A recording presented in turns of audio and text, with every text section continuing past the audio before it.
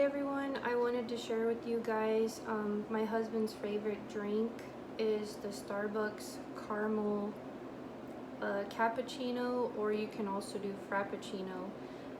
And this is only 4 ingredients and it's super easy to make and it tastes just like the Starbucks one.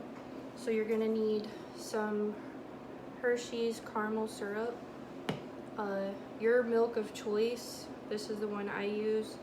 You can also use heavy whipping cream, half and half, milk, almond milk, whatever you want to use. Ready Whip, also you can use your choice.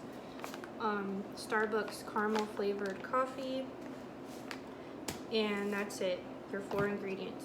So you could do this several ways, but you're gonna need basically 1 8-ounce cup of coffee, depending on how much you want to make, or however many shots of espresso or coffee you want. I just make mine in this little one, so it's basically an espresso shot, but I made it with the Starbucks caramel coffee. So you're gonna start out with the caramel sauce first.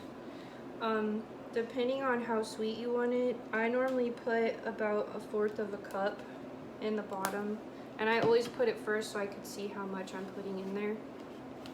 Then you're gonna add your milk. This is a very big cup. I'm making a big batch, so I would say about a cup of milk. And then you're just gonna pour your coffee or espresso shots straight into your cup. Then you're going to stir it, and you can either put this in a pan and heat it over the stove if you don't want to use a microwave, or you can put it in the microwave for about 2 minutes to heat it up. And then after that, alright, so I went ahead and I heated the coffee mixture up, and just give it a stir so the caramel that's down at the bottom gets incorporated.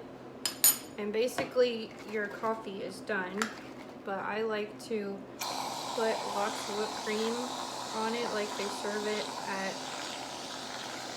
Starbucks. And then you can drizzle some caramel on top.